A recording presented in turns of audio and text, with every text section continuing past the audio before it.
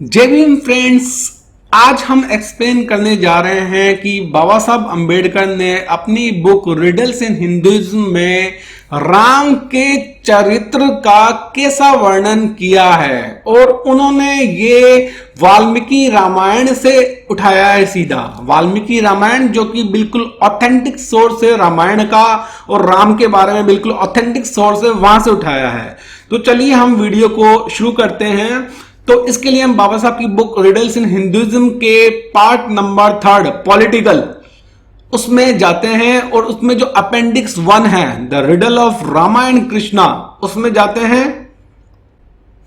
तो फ्रेंड्स हम आगे हैं appendix 1 the riddle of Ramayan Krishna. इसमें राम और कृष्ण की रिडल, एक तरह से उनकी क्या मतलब पहेली थी, क्या था, उसके बारे में बताया है। तो इसमें स्पेशली राम के बारे में पहले राम के बारे में बताया है, फिर कृष्ण के बारे में बताया। तो इस वीडियो में हम राम के बारे में बताएंगे कि राम के बारे में क्या एक्सप्लेन किया है बाबा साहब ने वाल्मीकि को कोट करते हुए, वाल्मीकि रामायण को कोट करते हुए। तो चलिए शुरू करते हैं। Rama is the hero of the Ramayan whose author is Valmiki. Ram Ramayan के हीरो थे जिसके ऑथर लेखक वाल्मीकि थे। The story of Ramayan is short one, beside it is simple and it is मतलब जो रामायण की स्टोरी है वो बिल्कुल सिंपल है, कोई बड़ी बात नहीं है, कोई ऐसा कोई सेंसेशनल चीज उसके अंदर नहीं है। राम दशरथ राजा के पुत्र थे जो कि दशरथ जो कि अयोध्या के राजा थे। और दशरथ की 3 पत्नियां थी, कौशल्या, केकई, सुमित्रा और और बहुत सारी इन तीन तो पत्नियां थी, उसके अलावा तो बहुत सारी कॉन्कुबिन्स मतलब एक तरह से जो राजाओं के नॉर्मली जनाना हाउस होते हैं उसमें बहुत सारी महिलाएं होती हैं, है ना, कॉन्कुबिन्स होती है उनकी, एक तरह से सर्वेंट बोलो या फिर उनकी क्या बोलते हैं, कॉन्कुबिन्स के लिए जो एग्जैक्ट वर्ड रखेल यूज किया जाता है तो वो बोलो। तो मतलब नॉर्मल था ये राजा ज्यादातर हर राजा कोई से भी धर्म का हो वो इस तरह की चीजें रखता था, होती थी उनके साथ में। तो अब जो कैकई थी, 3 पत्नी में से जो बीच की पत्नी कैकई थी, तो उसने क्या है कि दशरथ से शादी जब की थी तो उसने कंडीशन रखी थी कि मैं आपसे शादी सिर्फ एक ही कंडीशन पे कर सकती हूं कि जो अपन से जो पुत्र पैदा होगा, है ना, वो ही राजा बनेगा, है ना। और दशरथ तब तक चाइल्डलेस था, काफी समय से चाइल्डलेस था। And here to the throne was ardently desired by him, seeing that there was no hope of his begetting son on his 3 wives. तो इस मतलब इस कंडीशन के लिए Kaikeyi had married Dasharatha on terms which were at the time of marriage unspecified and which Dasharatha was bound to fulfill whenever he was called upon. मतलब जो कैकेयी ने जब दशरथ के साथ में शादी करने के लिए रेडी हुई थी तो उसने कहा था कि भाई एक मैं आपसे वचन लेना चाहती हूं और वो वचन मुझे लेना ही लेना है और तभी मैं आपसे शादी करूंगी, और वो वचन क्या होगा वो मैं समय आने पर ही बताऊंगी आपको, है ना। इस कंडीशन पर उसने दशरथ से शादी की थी। अब दशरथ क्या है, बिल्कुल बिना बच्चे का बाप था, है, और कोई अब उसे ये लगता था कि भाई मेरा तो कोई वारिस भी नहीं है। तो ऐसा कंडीशन चल रहा था, ऐसी परिस्थिति थी। तो उन्होंने क्या किया कि उन्होंने जो एक ऋषि थे श्रृंगी नाम के उनको बुलाया और उनसे पुत्रेष्टि यज्ञ मतलब पुत्र की प्राप्ति वाला यज्ञ करवाया। और काफी और जो श्रृंगी ऋषि है उसने पिंडाज को प्रिपेयर किया और उन्होंने 3 पत्नियों को वो खाने के लिए दिया। After they ate the pindas, 3 wives became pregnant and give birth to son. उन पिंडास को खाने के बाद में जो 3 पत्नियां थी वो प्रेग्नेंट हो गई और उन्होंने लड़कों को, बेटों को जन्म दिया। कौशल्या ने जन्म दिया राम को, कैकेयी ने दिया भरत को, सुमित्रा ने दिया 2 सन्स लक्ष्मण और शत्रुघ्न को जन्म दिया। तो जब ये लड़के बड़े होते हैं और दशरथ जब वृद्ध हो जाते हैं तो वो अपना सम्राट, अपना जो उत्तराधिकारी है ऑब्वियसली बड़े बेटे को बनाया जाता है, तो राम को बनाते हैं। तो उसी दौरान जो कैकेयी है वो बोलती है कि भाई आपने मेरे को मैंने आपसे वचन लिया था कि एक मैं वचन लूंगी, है ना। तो दशरथ बोलते हैं कि क्या, तो दशरथ वो कैकेयी बोलती है कि भाई मेरी डिमांड ये है कि मेरे बेटे भरत को राजा बनाया जाए और साथ में राम को 12 साल के लिए वनवास दिया जाए। मतलब ये कंडीशन कि मेरे बेटे भरत को राजा बनाया जाए और राम को 12 साल के लिए वनवास दिया जाए, ऐसा वचन वो दशरथ से मांगती है। तो दशरथ बड़ा मतलब Dasharath with great reluctance agreed, Dasharath बिल्कुल भी इच्छुक नहीं था इस वचन को पालन करने का, लेकिन क्योंकि वचन दे रखा था, है ना, रघुकुल रीत चली जाए जान जाए पर वचन न जाए सॉर्ट ऑफ थिंग, है ना। तो वो अब उसे अपने वचन का तो पालन करना ही था, ऐसा वो कर नहीं सकता था कि वचन का पालन न करे। तो इसलिए क्या है कि जो भरत है वो राजा बना अयोध्या का और राम अपनी वाइफ सीता और अपने सौतेले भाई लक्ष्मण के साथ में जंगल में जाके रहने लगे। तो जब वो जंगल में रहे थे वहां पर सीता का रावण ने हरण कर लिया, जो कि लंका का राजा था, उसने रावण का सीता का हरण कर लिया। और उसके बाद में जो राम और लक्ष्मण है उन्होंने सीता को सर्च करना शुरू किया और इसी सर्च के दौरान वो सुग्रीव और हनुमान से मिले, जो कि वानर जो कि एक रेस है, इंग्लिश में ये वर्ड यूज किया, मंकी यूज किया है, वानर रेस। उनके साथ में राम और लक्ष्मण की दोस्ती होती है और उनकी हेल्प से वो जो सीता है उसको लोकेट करते हैं कि सीता कहां पर बंद है। पता लगता है कि वो लंका के अंदर बंद है और उनकी हेल्प से फिर वो अल्टीमेटली राम रावण युद्ध होता है, उसमें राम रावण को मार देते हैं और फिर उसके बाद में राम लक्ष्मण और सीता के साथ में अयोध्या लौट जाते हैं 12 साल के बाद में। और जैसा कि कंडीशन थी, कैकेयी की जो कंडीशन थी वो फुलफिल हो गई थी कि भाई भरत को राजा ही बना दिया गया था, राम 12 साल का वनवास भी काट के आ गए थे। तो उसके बाद में भरत अपना सिंहासन छोड़ देते हैं और जो राम है वो राजा बनते हैं अयोध्या के। तो ये इस तरह की स्टोरी है मोटी मोटी रामायण की। Such is in brief the outline of the story of the Ramayana as told by Valmiki. There is nothing in this story to make Rama the object of worship. He is only a dutiful son. But Valmiki saw something extraordinary in Rama and that is why he undertook to compose the Ramayana. Valmiki asked Narada the following question. तो भाई ये बिल्कुल normal सी story है, ऐसा इसमें कोई बड़ी बात नहीं है ना। ऐसी कोई बात नहीं कि राम को वर्शिप किया जाए, बस वो एक ड्यूटीफुल सन, मतलब ड्यूटीफुल सन था क्योंकि उसने अपने पिता की बात मानी, है ना। अब वाल्मीकि ने रामायण क्यों लिखी? एक्चुअली हुआ ये था कि वाल्मीकि ने नारद से पूछा और इसकी अथॉरिटी है बालकांड सर्गा 1 श्लोका 1 to 5। नारद से पूछा, tell me O Narada who is the most accomplished man on earth at present time, है ना।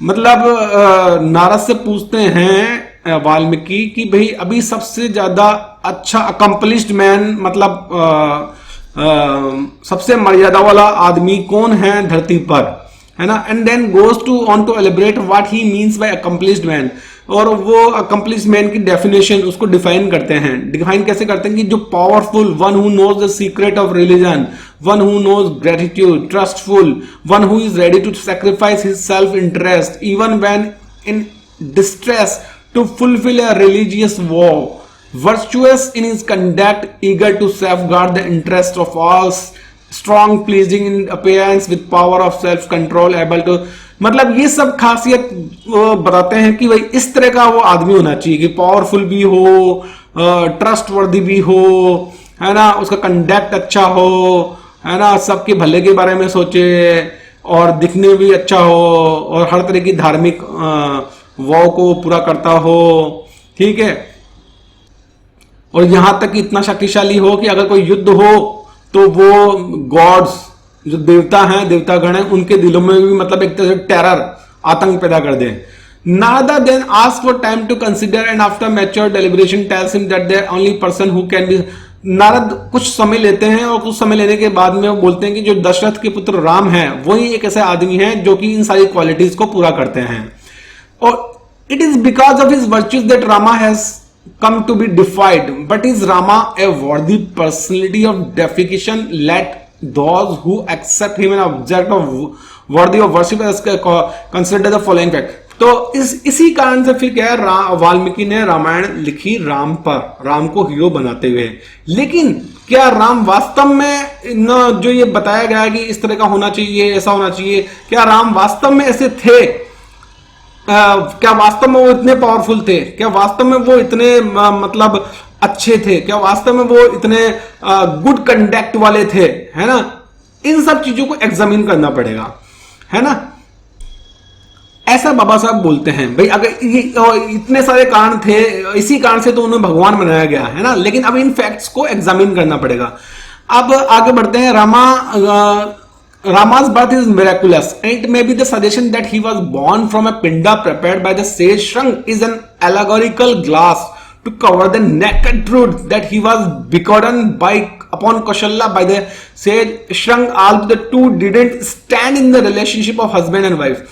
तो जो राम की बर्थ है बड़ी चमत्कारी है। ऑब्वियसली जो दशरथ है बिना पुत्र के हैं, तो उन्होंने श्रृंग नाम के ऋषि को बुलाया था, उन्होंने पुत्र प्राप्ति के लिए यज्ञ किया और एक पिंड प्रिपेयर किया और वो खाने के लिए दिया था तीनों रानियों को, उसके बाद में उनके पुत्र हुए थे। लेकिन अब यहां बाबा साहब ये कह रहे हैं कि जो देखो पिंड जो उस सेज श्रृंग ने बनाया था वो एक एलेगोरी है, ग्लास एलेगोरिकल, एक मतलब एक एलेगोरी मतलब किसी चीज को स्पष्ट चीज को छुपाने के लिए, एक कवर अप करने के लिए इस तरह की स्टोरी बनाई जाती है ना। तो मतलब असली में बाबा साहब के अनुसार ये था कि जो कौशल्य है उसके जो ऋषि श्रृंग है उसके साथ में शारीरिक संबंध बने थे और उसके बाद में ही राम पैदा हुए थे। क्योंकि ऐसा कोई साइंटिफिकली और लॉजिकली ऐसा पॉसिबल नहीं है कि कुछ खाने के लिए दे दिया हो और उससे लड़का पैदा हो गया हो। ऐसा पॉसिबल है? टेक्निकली, साइंटिफिकली, बायोलॉजिकली ऐसे पॉसिबल नहीं है। तो फिर क्या था? तो वो इस तरह से पॉसिबल था कि श्रृंग ऋषि की कौशल्य के साथ में रहे थे और उनके साथ में क्या बोलते हैं, फिजिकल रिलेशनशिप एस्टेब्लिश हुआ था, फिजिकल रिलेशनशिप हुआ था, तब जाके राम पैदा हुए थे। हाँ, लेकिन ये बात है कि उनके बीच में हस्बैंड या वाइफ वाला कोई रिलेशनशिप नहीं था। जो कौशल्य है ऑब्वियसली वो वाइफ थी दशरथ की ही। एक्चुअली ये जो इसको बोलते हैं नियोग प्रथा, है ना। जब कोई राजा अगर जिसको बच्चे नहीं होते हैं, है ना, तो वो किसी ऋषि मुनि को बुलाते हैं और इस तरह से नियोग प्रथा के अनुसार बच्चे पैदा करवाते हैं किसी ऋषि मुनि को बुलाकर, है ना। उसमें मतलब बात छुपा दी गई है कि भाई कोई आम खिला दिया, कोई पिंड खिला दिया, कुछ और खिला दिया और उससे रानी को बेटा पैदा हो गया। लेकिन ऐसा होता नहीं है।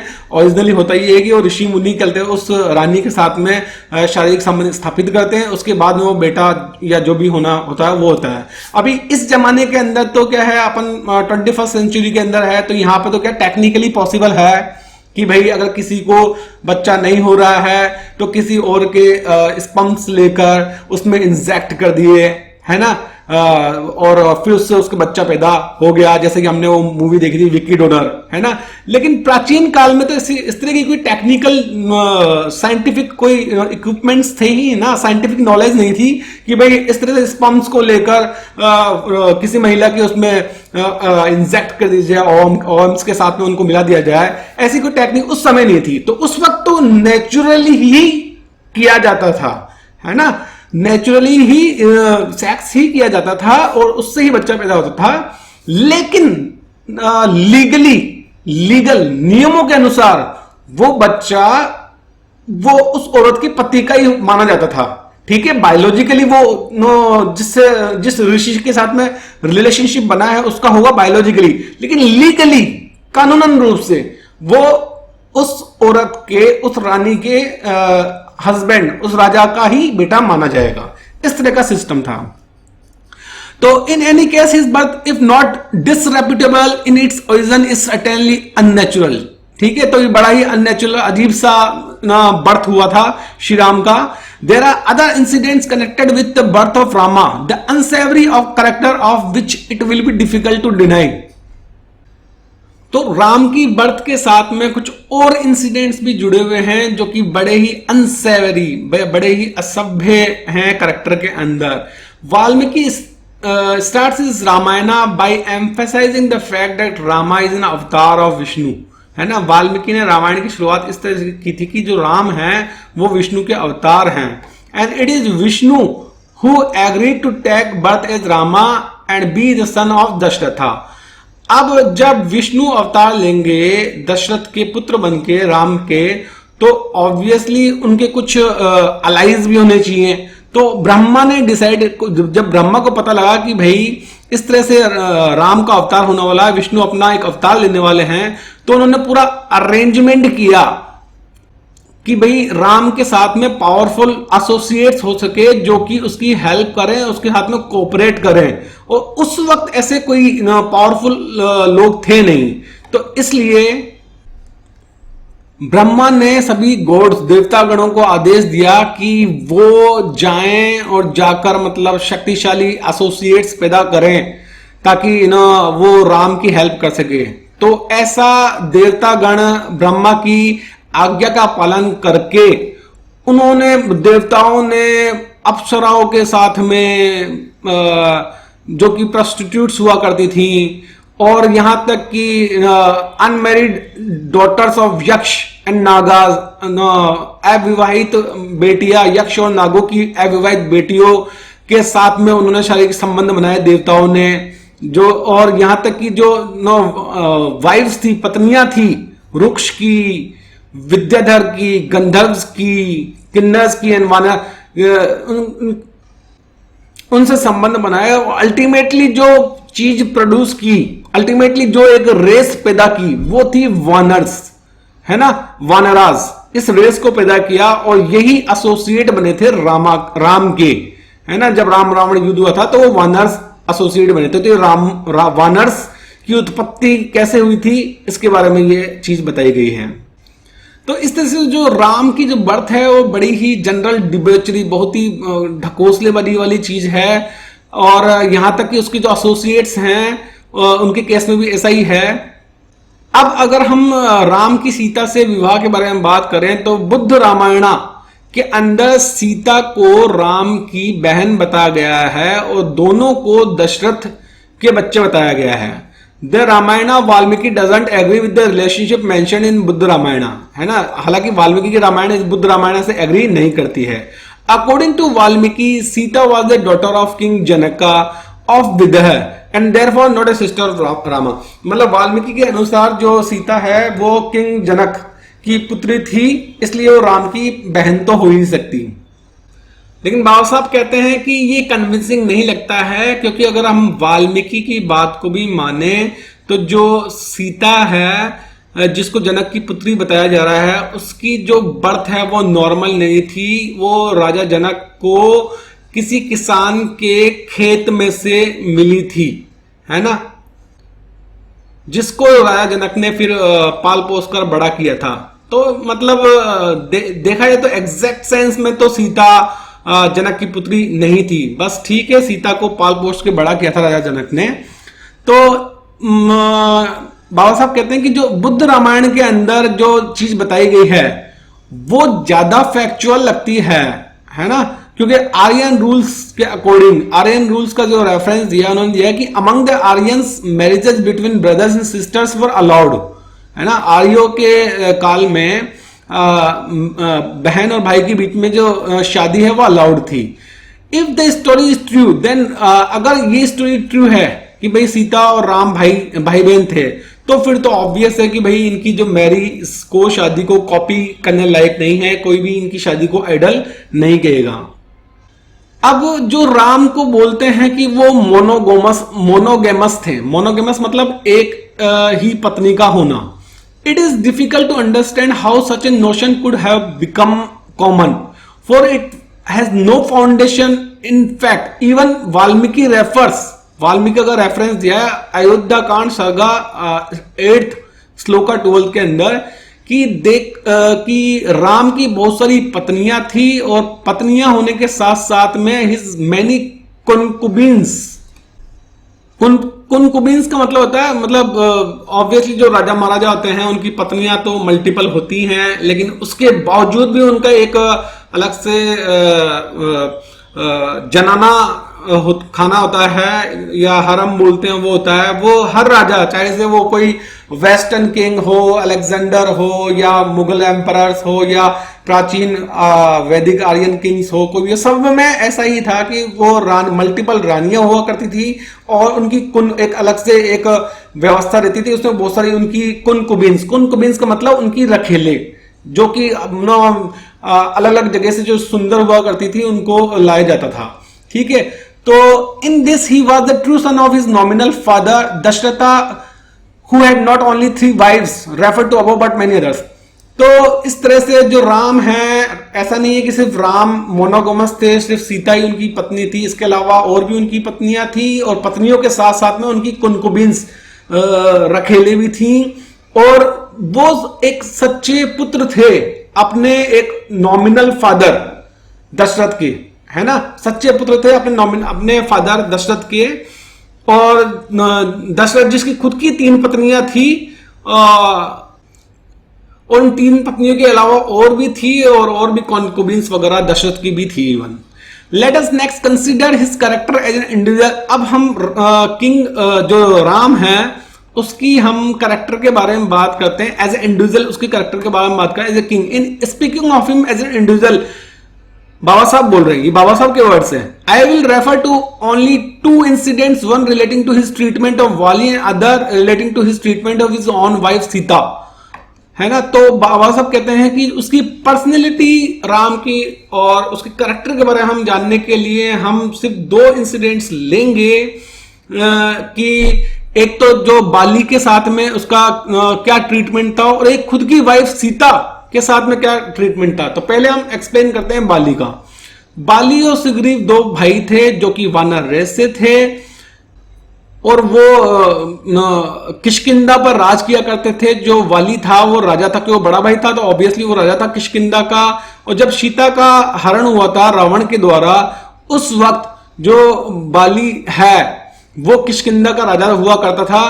और वाइल बाली वाज, जिस वक्त बाली राजा था उस वक्त उसकी एक राक्षस जिसका नाम था मायावी, उससे एक वॉर चल रही थी, है ना।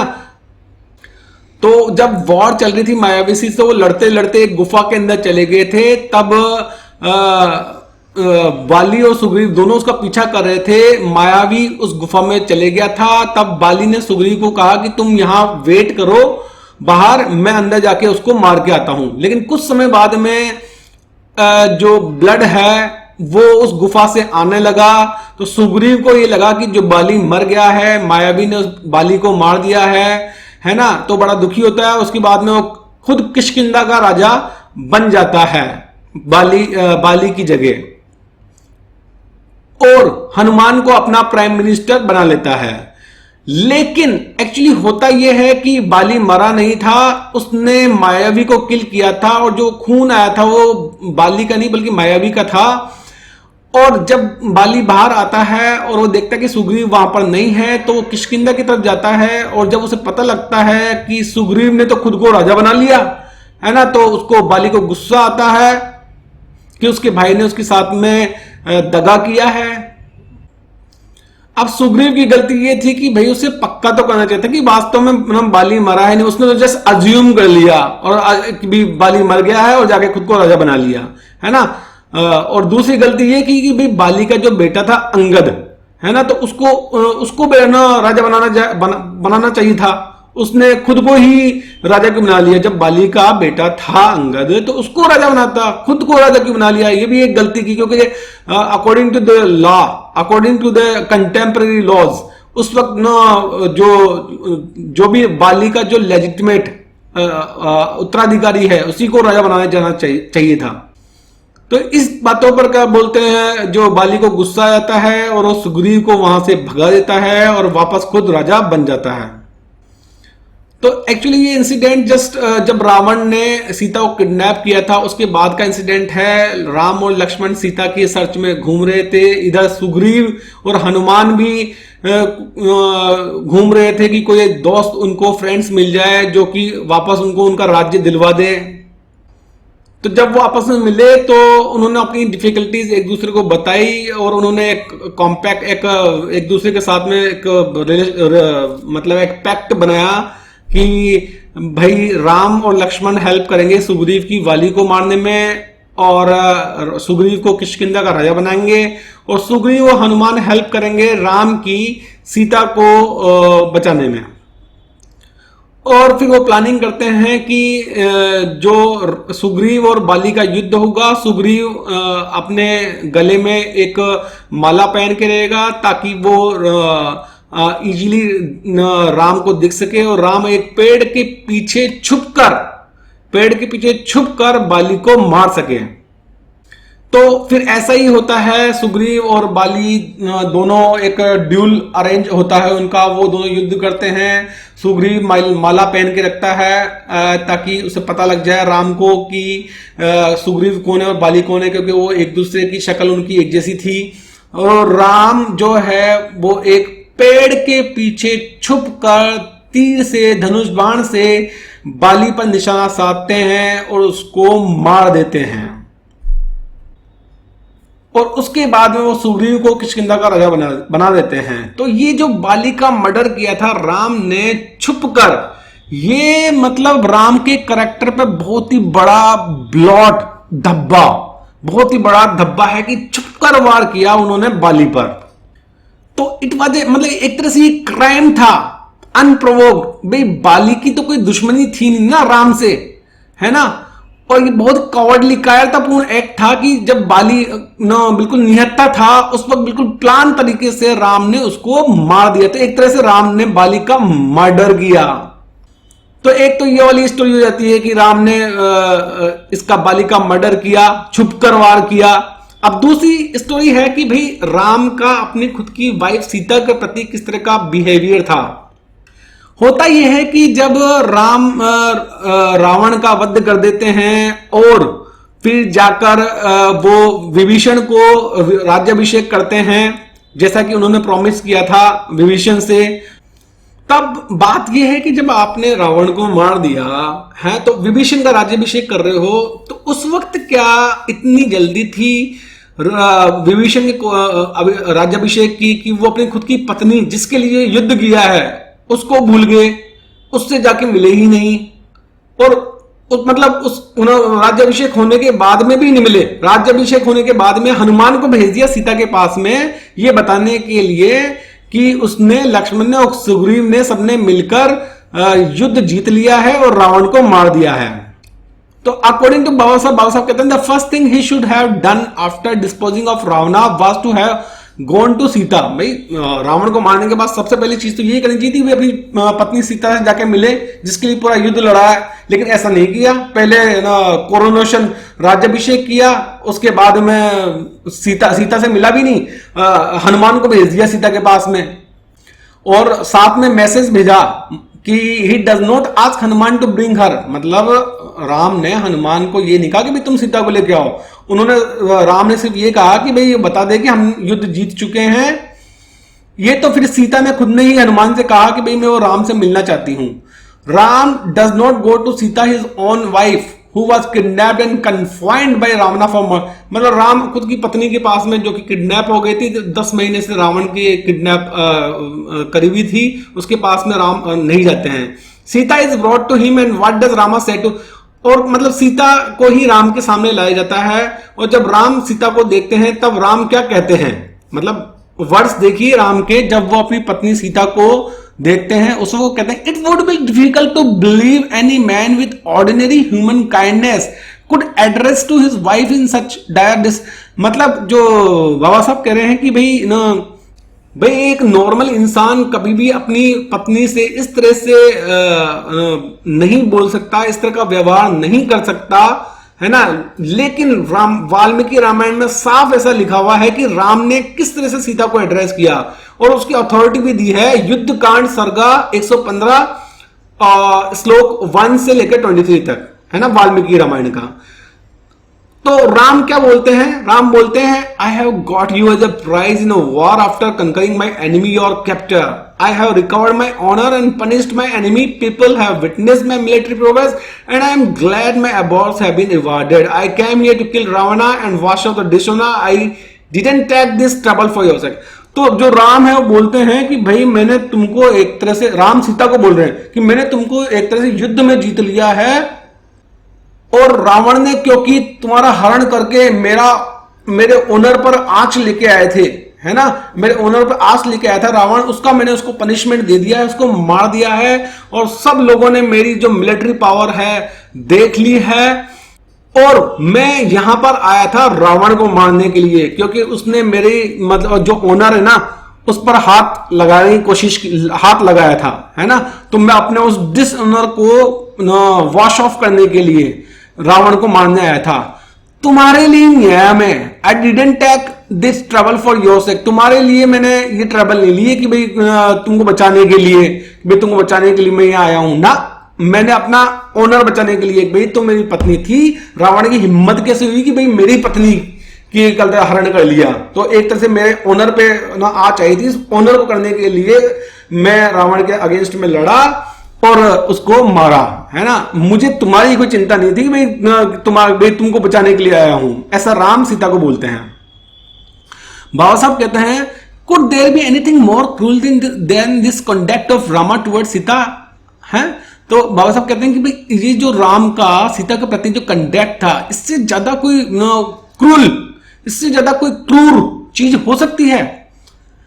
फिर आगे कहते हैं कि जो राम है वो यही स्टॉप नहीं होते हैं, वो आगे बोलते हैं सीता को बोलते हैं, I suspect your conduct, you must have been spoiled by Ravana, your very sight is revolting to me, on your daughter of Janaka I allow you to go anywhere you like, I have nothing to do with you, I conquered you back, I am content for that was my object. I cannot think that Ravana would have failed to enjoy a woman as beautiful as you are. मतलब जो राम हैं वो अपनी पत्नी को बोल रहे हैं कि मुझे पक्का ऐसा लगता है कि जो रावण है उसने मतलब तुमको स्पाइल कर दिया है, मतलब तुम्हारे चरित्र के साथ में खिलवाड़ किया है, और तुमको देखते ही मेरे को मतलब एक तरह से गुस्सा आ रहा है, एक बिल्कुल रिवॉल्ट हो रहा हूं मैं, बिल्कुल गुस्सा आ रहा है मेरे को। तो इसलिए है जनक की पुत्री, मैं तुमको अलाउ करता हूं कि तुम कहीं भी जाओ, मेरा तुमसे कोई लेना देना नहीं है, मैंने तुमको दोबारा से जीता है। दोबारा से जीता है इसका मतलब ये है कि जब वो सीता का स्वयंवर हुआ था उस वक्त भी जो राम ने वो धनुष तोड़कर जो शिव का धनुष था उसको तोड़ के उस वक्त भी सीता को जीता था, और इस बार दोबारा से जीत लिया। और बस मेरा यही ऑब्जेक्ट था, मेरा यही लक्ष्य था जो कि मैंने पा लिया है, अब मेरा तुमसे कोई लेना देना नहीं है। और वैसे भी मैं ये सब सोच भी नहीं सकता कि रावण ने तुमको एंजॉय नहीं किया हो, तुम्हारे साथ में कुछ भी नहीं किया, क्योंकि तुम इतनी ब्यूटीफुल हो कि तुम्हारे साथ में रावण कुछ ना करे, ऐसा पॉसिबल ही नहीं है। ऐसा राम सीता को बोलते हैं। अब सोच सकते हैं भाई राम मतलब सीता को किस तरह से बोलते हैं, तो सीता को कितना बुरा लगा होगा। सीता को ऑब्वियसली बहुत गुस्सा आता है और वो राम को बोलती कि you are low and mean, चुपचाप हो जाओ, है ना, तुम बहुत ही तुच्छ प्राणी हो, तुम्हारी सोच बहुत तुच्छ है, अपनी जबान चुप करो, ऐसा सीता राम को बोलती है। साथ में ये भी बोलती है कि अगर जिस वक्त राम ने तुमने हनुमान को मेरे पास में भेजा था मैसेज देने के लिए, अगर तुमने उस वक्त ही मैसेज में बता दिया होता कि भाई क्योंकि ना मेरा किडनैप हो गया है तो अब तुम मेरे को अबेंडन यानी छोड़ रहे हो, तो मैं सुसाइड कर लेती। लेकिन उस वक्त तुमने जब हनुमान को भेजा तब तुमने ऐसा कोई मैसेज ही नहीं दिया। अगर उस वक्त ही मैसेज देते कि भाई क्योंकि तुम्हारा किडनैप कर लिया गया है रावण के द्वारा, तो अब मैं तो तुमको छोड़ रहा हूं, है ना, तो मैं सुसाइड कर लेती। लेकिन ऐसा कुछ मेरे को मैसेज नहीं दिया गया। और फिर सीता ने राम को किसी प्रकार का कोई एक्सक्यूज नहीं दिया और खुद की प्योरिटी, शुद्धता साबित करने के लिए she enters the fire and come out unscathed, शुद्ध खुद को प्रूव करने के लिए कि वो बिल्कुल मॉडेस्ट है, उसकी मॉडेस्टी को किसी ने टच नहीं किया है, और बिल्कुल उसके स्त्रीत्व को किसी ने टच नहीं किया है, रावण ने कोई टच नहीं किया है उसको। वो अग्नि परीक्षा देती है, और अग्नि परीक्षा देती है और उसमें सफल होती है ना, तब जाके अग्नि परीक्षा देने का मतलब है आग में से निकलती है और उसे आग जला नहीं पाती।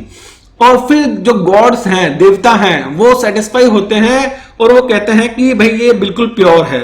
उसके बाद में तब जाकर अग्नि परीक्षा के बाद में जो राम है वो एग्री होते हैं और सीता को अपने साथ में अयोध्या लेके जाते हैं।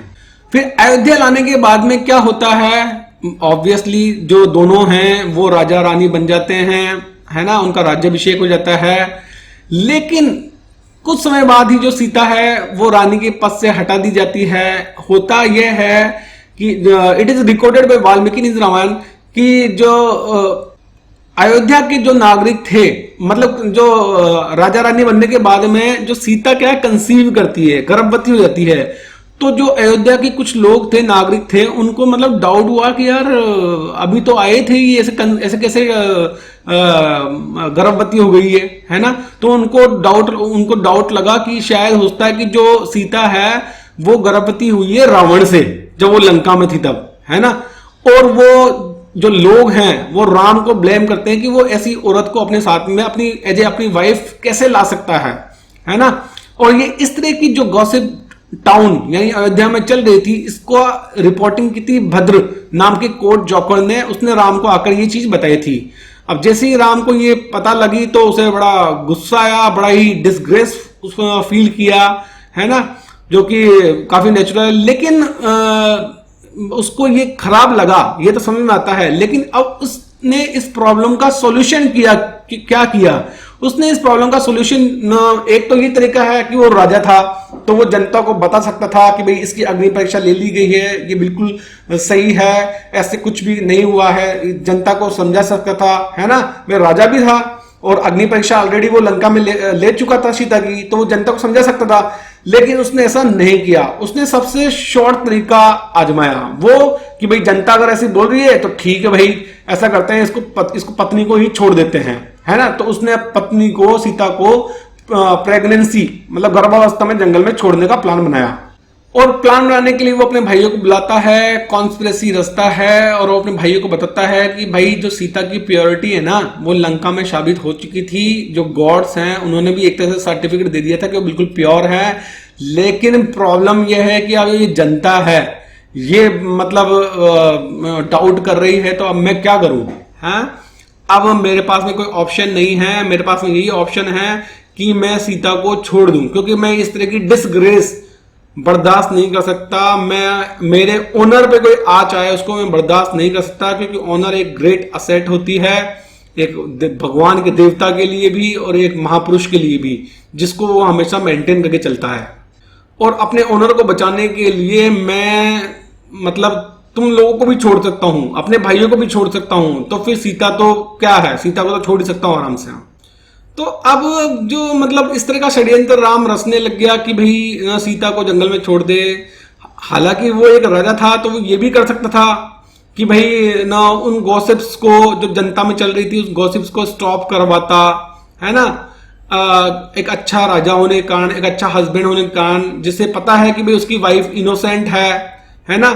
लेकिन उसने ऐसा नहीं किया और वो मतलब जनता की जो गॉसिप्स हैं उसको मैं मतलब बह गया एक तरह से। अब होता ही है कि जनरली जो हिंदूज हैं कई बार वो इस चीज को जब उनको बताते हैं तो वो इस चीज को भी सही साबित करने के लिए कहते हैं कि भाई उस वक्त जो नियम थे उनके अनुसार राम ने बिल्कुल सही किया सीता को जंगल में छोड़ के, है ना। इससे क्या जनता में विश्वास पैदा हो गया राम के प्रति कि राम मतलब इतने महान राजा हैं, इतने डेमोक्रेटिक किंग हैं कि वो सबको इक्वली देखते हैं। और मतलब कि यहां तक कि अगर उनकी पत्नी पे भी कोई इल्जाम लगा हुआ है तो उसका भी वो निर्णय करते हैं, न्याय लेते हैं और अपनी पत्नी को भी वो मतलब अगर न्याय लेने की बात आई तो दांव पे लगा सकते हैं। इस तरह से प्रूव करने की कोशिश करते हैं हिंदू जनरली इस राम के इस दुर्व्यवहार को, दुर्कृत्य को। लेकिन अगर कोई भी सेंसिबल इंसान है तो वो इजीली बोल सकता है कि राम एक बहुत ही वीक, कमजोर, कॉवर्डली, कायरपूर्ण राजा था जो कि मतलब ना जनता को चुप नहीं करा पाया, खुद की पत्नी पे विश्वास नहीं कर पाया, जिसने ऑलरेडी, और उसको पता था कि भाई मेरी पत्नी बिल्कुल सही है, फिर भी वो मतलब जनता को कन्विंस नहीं कर पाया और उसने अपनी पत्नी को छोड़ने का प्लान बना लिया। अब क्योंकि राम ये प्लान बना चुका था कि वो सीता को जंगल में छोड़ देगा गंगा के किनारे, है ना। अब लेकिन अब इसको एग्जीक्यूट कैसे करें, तो अब ये यहां पर राम की किस्मत चमक गई कि एक दिन सीता ने खुद ने ही बोल दिया कि वुमेन्स जो जनरली होती हैं, जब वो प्रेगनेंसी के दौरान उनको अजीब अजीब सी क्रेविंग्स, मतलब इच्छाएं होती हैं, है ना, कि ये करें या ये खाएं। तो सीता की ये इच्छा हो रही थी कि वो जो जंगल में गंगा के किनारे जाए और जो आश्रम है वहां पर उस आश्रम में एक रात रुके। तो राम बड़ा खुश हो गया कि भाई ये तो बड़ा अच्छा चांस मिला है मेरे को, है ना। और वो सीता को बोलता ठीक है, बिल्कुल तुम्हारी इस इच्छा को बिल्कुल पूरा करेंगे। और इसके लिए फिर वो अपने भाइयों के साथ में प्लानिंग करता है रात को। और वो लक्ष्मण को बोलता है राम की भाई तुम सुबह जाकर सीता को छोड़ के आए ना जंगल में, है ना। अब लक्ष्मण थोड़ा सा उदास होता है, और जब राम को पता लगता है कि लक्ष्मण उदास है और थोड़ा डाउटफुल है, तो लक्ष्मण को ये बोलता है राम की सीता ने खुद ने ही अपनी इच्छा इस बारे में बताई है कि वो कुछ टाइम के लिए आश्रम में रहना चाहती है। तो इससे क्या लक्ष्मण रिलैक्स हो जाता है। और अगले दिन सुबह लक्ष्मण सीता को लेकर वहां जंगल में जाता है और जंगल में जाकर वहां पर छोड़ देता है। लेकिन साथ में ही वो काफी इमोशनल भी हो जाता है और वो सीता के पैरों में पड़कर मतलब अपने रोने लगता है, उसके आंसू निकल जाते हैं और वो कहता है कि मुझे माफ करना, मेरे भाई जो भैया हैं उन्होंने ऐसा करने के लिए बोला था, है ना। तो मुझे इस चीज के लिए जो ये मैं कर रहा हूं उसके लिए मुझे माफ करना। अब क्योंकि सीता को राम छोड़ चुके हैं, सीता अकेली जंगल में रह रही है, तो वो क्या है कि एक वो आश्रम जो कि पास में था वाल्मीकि का आश्रम, उसमें जाके रहने लगती है। वाल्मीकि उसको प्रोटेक्शन देते हैं, उसके अपने साथ में आश्रम में रखते हैं। कुछ टाइम के बाद में सीता दो जुड़वा बच्चों को जन्म देती है, लव कुश को। तीनों को वाल्मीकि अपने साथ में रखते हैं, उनका बढ़िया से ध्यान रखते हैं और बच्चों को वो रामायण जो कि उन्होंने लिखी है वो उसको बच्चों को सिखाते हैं। और 12 साल के बाद for 12 years boys lived in the forest of the आश्रम ऑफ वाल्मीकि, है ना। उस आश्रम में 12 साल तक सीता और दोनों बच्चे रहते हैं, जो कि आश्रम वाल्मीकि का अयोध्या से बिल्कुल नियर था, है ना। और उन 12 सालों में एक बार भी वो राम कभी भी मतलब जिसको हम बोलते हैं मॉडल हस्बैंड है या लविंग फादर है ना, मर्यादा पुरुषोत्तम है, कभी भी एक बार भी अपनी पत्नी और बच्चों से मिलने नहीं आया। अब 12 साल के बाद में जो राम और सीता की मीटिंग होती है बड़ी स्ट्रेंज तरीके से होती है। राम एक यज्ञ परफॉर्म करते हैं, उसमें वो सभी ऋषियों को बुलाते हैं, लेकिन वो वाल्मीकि को नहीं बुलाते क्योंकि उन्हें पता है कि भाई वाल्मीकि के पास में तो सीता रह रही है, इसलिए वाल्मीकि को अवॉइड करते हैं। लेकिन वाल्मीकि बिना बुलाए सीता के साथ में दो बच्चों के साथ में वहां चले जाते हैं यज्ञ के अंदर, और दोनों बच्चों को अपना डिसिप्लिन अपना शिष्य बताते हैं। और यज्ञ के दौरान जो दोनों बच्चे हैं वो रामायण का पाठ करते हैं, राम बड़े खुश होते हैं। और जब उन्हें पता लगता है कि ये सीता के बच्चे हैं तो वो वाल्मीकि को साथ में बुलाते हैं, पास में बुलाते हैं और कहते हैं कि तुम सीता को लेके आओ और उसको बोलो कि वो अपनी प्योरिटी और चेस्ट, अपने स्त्रीत्व को, अपनी शुद्धता को साबित करे इस भरी सभा के अंदर, है ना, भरी सभा के अंदर साबित करे और वचन दे इस चीज का कि वो बिल्कुल साफ है, बिल्कुल सही है। अब एक चीज है कि जब इस चीज को वो ऑलरेडी लंका के अंदर जब था, अग्नि परीक्षा सीता दे चुकी थी, तो दोबारा से क्यों करवा रहा है। और अगर ये चीज करवानी ही थी तो 12 साल पहले उसको छोड़ा क्यों, उसी वक्त ही करवा लेता, उसी वक्त उससे भई सभा कोई सभा करवा कर वचन ले लेता या उससे जो भी प्रण था वो करवा लेता। अब 12 साल के बाद में क्यों करवा रहा है। और अब 12 साल के बाद में करवा रहा है तो इस बात की क्या गारंटी है कि सीता वो परीक्षा पास कर लेगी, उसके बाद भी जो राम है वो सीता को वापस ले लेगा, इस बात की भी कोई गारंटी नहीं है। तो जो वाल्मीकि सीता मतलब इस तरह की सिचुएशन बनती है, तो वाल्मीकि क्या है सीता को उस भरी असेंबली में लेके आते हैं जहां पर सेजेस, साधु, ऋषि, मुनि और जनता, आम जनता भी है। और वहां पर आकर वो राम को एड्रेस करते हैं और बोलते हैं, ओ सन ऑफ दशरथा, दशरथ के पुत्र, ये सीता ही है, ये सीता है जिसको तुमने अबेंडन कर दिया था, छोड़ दिया था पब्लिक, जनता के शक के कारण से, जनता के डर के कारण से। She will now swear her purity is permitted by, अब वो कसम खाएगी अपनी प्योरिटी को लेकर कि वो बिल्कुल प्योर है। राम बोलता है कि मुझे पता है सीता बिल्कुल प्योर है और ये दोनों लड़के मेरे बच्चे हैं, है ना, क्योंकि सीता ने लंका में इस चीज को प्रूव भी कर दिया था, तभी तो मैं उसको अयोध्या वापस लेके आया था। लेकिन क्योंकि लोगों को, क्योंकि जनता को डाउट है, तो उनके डाउट को क्लियर करने के लिए हम जनता के सामने और ऋषिज के सामने चाहेंगे कि भाई सीता अपना जो करेक्टर है उसको सही प्रूव करे। तो उसके बाद में जो सीता है वो अपनी नजरों को, अपनी आंखों को धरती पर झुकाकर, अपने हाथों को फोल्ड कर कर बोलती है, as I never thought of any man except Rama in my dream mind, let mother earth open and bury me, as I always love Rama in words in thoughts and in deed, let mother earth open and bury me. तो जो सीता है वो धरती माता से बोलती है कि भाई मैंने जो राम के अलावा अपने मन में किसी को नहीं सोचा, राम ही हमेशा मेरे विचारों में रहे हैं और राम ही हमेशा मेरे दिमाग में रहे हैं और मैंने हमेशा राम से ही प्रेम किया है, शब्दों में, विचारों में, कर्म में, हर तरह से राम को ही चाहा है। और अगर जो ये मैं बोल रही हूं वो सच बोल रही हूं तो है धरती माता, तुम फटो, तुम मतलब खुलो और उसमें मेरे को संभालो, है ना, ये ओथ बोल लेती है।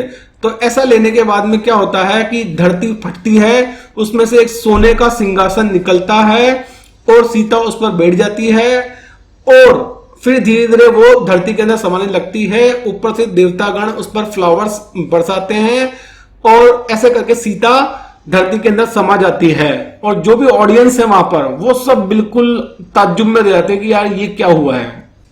अब यहां पर ये बड़ी इंटरेस्टिंग बात है कि सीता को मरना प्रेफर था, लेकिन वो राम के पास में नहीं जाना चाहती थी, क्योंकि जिस तरह का बिहेवियर राम का था, ब्रूटल बिहेवियर, वो बिल्कुल राम के पास नहीं जाना चाहती थी। तो इस तरह की ट्रेजेडी सीता के साथ हुई, जो कि राम ने, उसके खुद के पति ने, द राम द गॉड, जिन्हें भगवान मानता है, उन्होंने सीता के साथ में किया था। अब बाबा साहब कहते हैं कि हम अब राम को एनालिसिस करते हैं एज ए किंग, कि वो एज ए किंग कैसे थे, है ना, उसको उनको बड़ा ही आइडल किंग बताया जाता है। तो हम देखते हैं कि भाई वो आइडल कैसे थे। तो बाबा साहब कहते हैं as a matter of fact Ram never functions as a king. Baba Saheb कहते हैं कि जो राम है वो कभी भी बस नाम के राजा थे, लेकिन जो एडमिनिस्ट्रेशन है वो उनका भाई भरत संभालता था, है ना, और उन्होंने कभी भी एडमिनिस्ट्रेशन में इंटरेस्ट, प्रशासन में इंटरेस्ट नहीं लिया, जनता में इंटरेस्ट नहीं लिया कि भाई जनता को क्या दुख दर्द है, कोई इंटरेस्ट नहीं लिया। वाल्मीकि ने वेरी माइन्यूटली, बड़ी ही गहराई से राम की जो दिनचर्या है उसको बताया है और राम की दिनचर्या के बारे में बताया है कि जो राम की दिनचर्या को दो पार्ट्स में डिवाइड किया जाता है, up to forenoon and afternoon, मतलब सुबह से लेकर दोपहर और दोपहर से लेकर शाम तक, ठीक है। तो मॉर्निंग, सुबह वाला जो फर्स्ट पार्ट है उसमें तो वो बहुत सारी पूजा पाठ किया करता था, रिलीजियस राइट्स, बहुत ही धार्मिक चीजें किया करता था। और उसके बाद में दोपहर के बाद में वो कोर्ट जेस्टर्स मतलब कोर्ट के अंदर जो जोकर्स होते हैं, कोर्ट में जो एक्टर कॉमेडियंस होते हैं, उनके साथ में अपना टाइम बिताता था, उनके जोक्स सुनकर, ठीक है। और जब वो उनसे बोर हो जाता था तब वो जनाना में चला जाता था। जनाना जहां पर बहुत सारी मतलब जो लेडीज रहती हैं, और नॉर्मली हर जो बड़ा राजा होता है उसका एक जनाना होता है जिससे बहुत सारी सुंदर लेडीज रहती हैं, जो कि कॉन्कुबिन्स, जो कि उनकी राजा की रखेली होती हैं, उनके साथ में वो एंजॉय करते हैं। और जब वो मतलब एक तरह से वो जनाना और कोर्ट जेस्टर्स इनकी कंपनी में रहता है। जब जनाना से बोर हो जाता था तो कोर्ट जेस्टर्स के पास चला जाता था, कोर्ट जेस्टर से बोर हो जाता था तो जनाना के पास में चला जाता था, इस तरह से चलता रहता था। अभी जनाना के बारे में यहाँ पर उत्तरकांड सर्गा 43 श्लोका में बताया गया है वाल्मीकि रामायण के अंदर। वाल्मीकि ने काफी डिस्क्रिप्शन दिया है कि राम कैसे अपनी जिंदगी जनाना में बिताते थे। जो जनाना है वो एक पार्क जिसका नाम था अशोक वन, उसमें था। राम उसके अंदर ही वहीं पे खाना खाया करते थे और उनके खाने के अंदर अकॉर्डिंग टू वाल्मीकि के अनुसार उनके खाने के अंदर हर तरह की चीजें हुआ करती थी, इंक्लूडिंग फ्लैश, मांस, मीट भी हुआ करती थी, फ्रूट्स, फल भी हुआ करते थे, लिक्कर, दारू भी हुआ करती थी। Rama was not A T toddler, है ना। मतलब जो राम है अपने खाने के अंदर फ्लैश मानी मांस भी लेते थे, फ्रूट्स भी लेते थे और लिक्कर, दारू भी लेते थे, है ना। सबसे इंपॉर्टेंट है मांस और दारू दोनों लेते थे। Rama was not A T toddler, Ram T toddler नहीं थे, मतलब राम टी टोटलर नहीं थे। टी टोटलर वो होता है जो कि दारू पीने का विरोध करता है ना, जो कि शराब के अगेंस्ट होता है। तो राम ऐसा नहीं थे क्योंकि वो तो खुद ही पीते थे, है ना, तो वो अगेंस्ट कैसे हो सकते हैं। He drank liquor copiously and Valmiki records that Rama, मतलब वो बहुत ही जबरदस्त तरीके से ड्रिंक करते थे और साथ में वो सीता को लेकर ड्रिंक करते थे, है ना। सीता भी उनको ज्वाइन करती थी उनके ड्रिंकिंग के दौरान। From the description of the zenana of Rama as given by Valmiki, मतलब और जनाना के डिस्क्रिप्शन में देखे तो उसमें जनाना में अप्सराएं, उर्गा, किन्नरी सब कुछ रहती थी जो कि डांस करती थी, सिंगिंग करती थी, है ना। और बहुत सारी जो ब्यूटीफुल वुमेन हैं वो भी रहती थी जो कि डिफरेंट पार्ट से लाई गई थी। और राम इन सब के बीच में बैठ के आराम से ड्रिंक और डांस करता था। दे प्लीज रामा, रामा गार्लैंडेड देम, है ना। वो राम को खुश करती थी, राम उनको मालाएं पहनाता था। Valmiki calls Rama as a prince among women's man, है ना। मतलब राम को बोलते हैं वुमेन्स मैन, जो वुमेन्स मैन होते हैं उसमें भी प्रिंस, मतलब जो वुमेन्स मैन होते हैं, वुमेन्स मैन जो ज्यादातर महिलाओं की कंपनी को पसंद करते हैं, उनका भी मतलब प्रिंस, राजकुमार, उनका भी बाप, है ना। तो ये जो इस तरह का अफेयर था, this was not a days affair, it was a regular course. तो ये जो इस तरह की दिनचर्या थी, ये कोई एक दिन की बात नहीं थी, 2 दिन की बात नहीं थी, ये मतलब नॉर्मल लाइफ थी राम की, है ना। इसमें कुछ अलग नहीं था, कोई अलग हटके बात नहीं थी। आगे बाबा साहब कहते हैं कि जैसा कि हम बता चुके हैं कि राम ने कभी भी प्रशासन के अंदर, राज्य के कामकाज के अंदर कोई इंटरेस्ट नहीं लिया था। जैसा कि जो राजा लिया करते हैं, हियरिंग्स किया करते हैं अपने सब्जेक्ट्स यानी अपनी प्रजा की, है ना, उनकी प्रॉब्लम्स दूर किया करते हैं, वैसा कुछ राम नहीं किया करते थे। लेकिन सिर्फ एक बार, only one occasion has been recorded by Valmiki when he personally heard the grievance of his subjects. Valmiki कहते हैं कि लेकिन एक बार, एक इंसिडेंट है जब राम खुद पर्सनली अपने सब्जेक्ट्स की ग्रीवेंस को सुनते हैं। But unfortunately the occasion turn out to be, लेकिन वो ट्रेजिक हो जाती है चीज। और इसके अंदर न्याय करने के चक्कर में राम ने एक वर्स्ट क्राइम कमिट किया हिस्ट्री के अंदर एवर रिकॉर्डेड।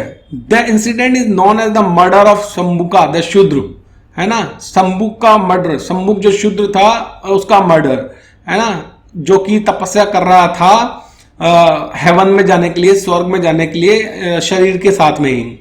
तो इसकी कहानी कुछ इस तरह से है कि it is said bye Valmiki बताते हैं कि जब राम, ऐसा कहा जाता है कि जो राम के राज्य के अंदर प्रीमैच्योर डेथ नहीं होती है। प्रीमैच्योर डेथ मतलब, प्रीमैच्योर डेथ का मतलब होता है कि भाई मान लो किसी भी जगह की जो एवरेज लाइफ की, भाई यहाँ के लोग अगर 50 साल जीते हैं या 60 साल जीते हैं, तो अगर उससे पहले मर जाते हैं तो उसको बोलते हैं प्रीमैच्योर डेथ। तो ऐसा कहा जाता है कि राम के राज्य के अंदर प्रीमैच्योर डेथ नहीं होती है। लेकिन एक बार क्या हुआ कि एक ब्राह्मण का बेटा, एक प्रीमैच्योर डेथ हो जाती है उसकी, ब्राह्मण का बेटा मर जाता है। वो ब्राह्मण अपने बेटे की बॉडी को लेकर राजा के महल के बाहर आता है और वहां पर उसको रखकर चिल्लाता है, रोता है ना। और राम के पास, राम को बोलता है कि भाई कोई ना कोई ऐसा कुछ राज्य में कोई सिन कोई कमिट हो रहा है, कोई अपराध कोई कर रहा है और उस अपराध के कारण से ही मेरा बेटा मरा है। अब ये राजा की ड्यूटी है कि कहते वो उस अपराधी को फाइंड आउट करे और उसको पनिश करे। और अगर ऐसा राजा नहीं करता है तो फिर वो इसका पाप राम पे भी लगेगा, है ना। और वो अपनी वहां पर धरना देता है और हंगर स्ट्राइक, भूख हड़ताल करता है। तो उसके बाद राम है ना एक अपनी काउंसिल बुलाते हैं जिसमें बहुत सारे ऋषि होते हैं और नारद भी होते हैं। तो वो सब राम को बताते हैं कि एक शूद्र जो उसके ही राज्य में आता है वो एक तपस्या कर रहा है और ये अगेंस्ट है धर्म के सैक्रेड लॉ, क्योंकि एक शूद्र को तपस्या करने का कोई अधिकार नहीं है। ट्वाइस बॉर्न ओनली ब्राह्मण क्षत्रिय वैश्य है ना, द्विज वो ही तपस्या कर सकते हैं, शूद्र नहीं कर सकते। शूद्रों को तो सिर्फ ओनली ब्राह्मण क्षत्रिय वैश्य की सर्विस ही करनी चाहिए। तो रामा कन्विंस थे इस चीज से कि भाई ये जो सिन है उस शूद्र ने ही कमिट किया है, उसी ने ही धर्म को हानि पहुंचाई है तपस्या करके, और उसी कारण से उस ब्राह्मण का बेटा मारा गया है। तो जो राम है वो अपनी एरियल कार अपने पुष्पक विमान पर चढ़कर गांव की तरफ जाते हैं उस शूद्र को ढूंढने के लिए, और दक्षिण की तरफ जाते हैं। वहां पर वो देखते हैं कि एक आदमी बड़ा ही कठिन तप कर रहा है ना, कठिन तप कर रहा है, और वो उस आदमी के पास में पहुंचते हैं एंड उससे वो सिर्फ इतना पूछते हैं कि वो है कौन। और जब वो बोलता है कि भाई मैं एक शूद्र हूं, शंभुक हूं और मैं तपस्या कर रहा हूं ताकि मैं स्वर्ग में जा सकूं अपने इस शरीर के साथ में ही, है ना। तो ऐसा जैसे ही तो शंभू राम को बोलता है वैसा ही राम कुछ नहीं सुनता, वो कोई वार्निंग नहीं देता, कुछ नहीं करता, सीधे उसका सिर काट देता है ना, सीधे उसका सिर काट देता है। और जैसे ही उसका सिर काटता है वैसे ही वहां पर दूर अयोध्या के महल के बाहर जो ब्राह्मण बैठा हुआ था उसका बेटा जिंदा हो जाता है। That very moment the dead Brahmin boy instant began to breathe again, जिंदा हो जाता है।